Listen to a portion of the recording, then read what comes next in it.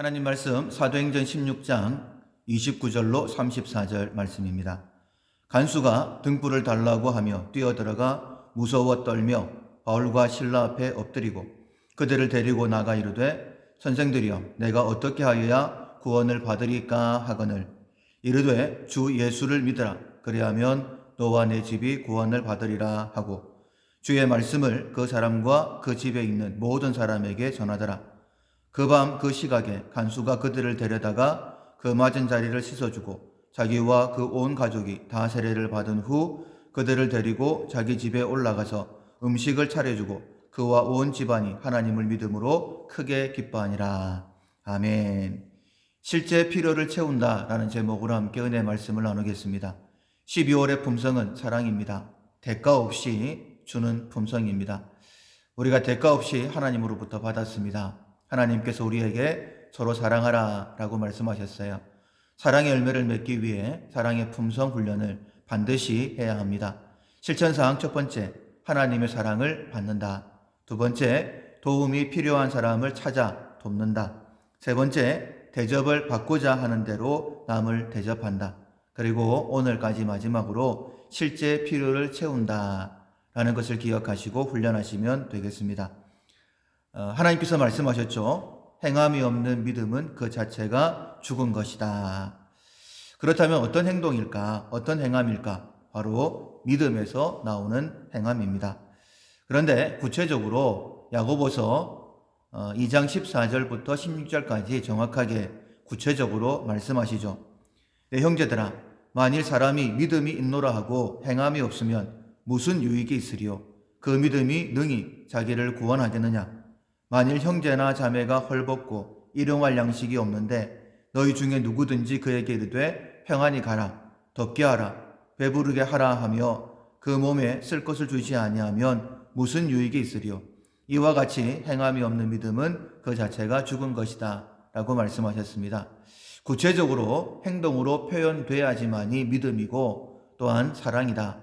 그래서 실제 필요한 것을 채워주는 훈련을 하라라고 우리에게 말씀을 하십니다.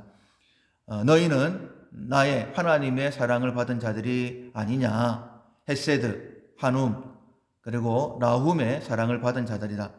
그것도 너희들이 연약할 때에, 죄인 되었을 때에, 나와 원수가 되었을 때에 나는 십자가로 너희들을 사랑했다. 이처럼 사랑했다. 구체적으로 사랑했다.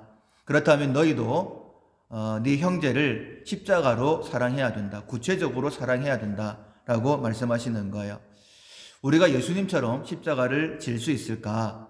그러나 예수님께서는 분명히 말씀하십니다. 네가 지금 십자가를 지고 있다. 누구든지 나를 따라오려거든 자기를 부인하고 제 십자가를 지고 나를 따를지니라 라고 말씀하셨어요. 그러니까 십자가를 지지 아니하면 결코 주님을 따라갈 수 없습니다. 우리는 다 십자가를 지고 있는 사람들이죠. 그게 큰 십자가다. 아니면 보이지 않을 정도로 미미하게 작은 십자가이다. 아니면 구체적인 십자가를 지는 사람도 있고 아직까지는 구체적으로 드러나지 않는 미미한 십자가를 지고 있는 사람도 있다. 그 차이일 뿐입니다. 그런데 12월 사랑의 품성을 갖기 위해 훈련하라라고 말씀을 하시죠. 즉 다르게 말씀을 드리면 십자가를 지고 있는데 지금보다는 더 큰 십자가를 지기 위하여 훈련하라라고 하시는 말씀입니다. 너희 사랑이 이처럼 드러날 수 있도록 훈련하라라는 말씀이죠. 바울과 실라가 빌립보에서 복음을 전하다가 무고하게 고발을 당합니다. 그리고 정당한 재판도 거치지 못하고 매를 맞고 감옥에 갇히죠. 나는 로마 사람이요 라고 한마디만 하면 됐는데 하지 않았습니다. 이 바울과 실라에게는 하나님의 인도하심, 하나님의 섭리에 대한 믿음이 있었죠. 믿음의 모습입니다. 말씀을 준비하다가 하나님의 섭리라는 단어가 제 마음에 들어왔습니다. 섭리를 믿는 믿음. 흔들리지 않는 거구나. 특별히 고난과 환난, 원치 않는 일들이 일어났을 때에 하나님의 섭리를 믿는 것, 그것은 굉장히 중요한 것입니다. 차원이 다른 그런 구별된 모습, 하나님께 영광을 돌릴 수 있게 되어집니다. 오늘은 바울과 실라보다는 빌립보 감옥의 간수에게 초점을 맞추어서 함께 묵상해 보기를 원합니다. 빌립보 감옥의 간수, 하나님의 백성입니다. 그리고 장차 하나님의 일을 크게 할 하나님의 일꾼이죠. 빌립보 교회의 초석이 된 사람이었습니다. 그러나 바울이 감옥에 갇힐 당시만 하더라도 전혀 구별되지 않았었죠. 분명히 좋은 성품의 사람이었을 텐데 그 성품도 전혀 드러나지 않았습니다.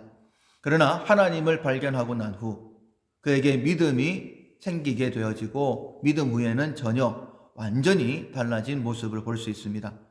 바울과 실라가 매를 맞고 감옥에 들어올 때만 하더라도 다른 죄수들과 똑같이 생각을 했을 것입니다.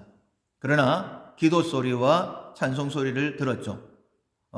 간수와 죄수들이 들었다라고 그렇게 말씀하고 있습니다. 그리고 옥터가 흔들리고 옥문이 다 열린 것을 보고는 자결하려고 했을 때에 바울을 통해 하나님의 말씀을 듣게 됩니다. 주 예수를 믿으라. 그리하면 너와 네 집이 구원을 받으리라. 하나님의 말씀을 받고 난 다음에 처음에는 바울과 실라가 하나님 앞에 기도하고 찬송하는 소리만 들었어요. 그러나 하나님께서 자기 백성을, 자기 사역자를 보호하시는 것을 보고 그리고 바울을 통하여 하나님의 음성을 들었죠.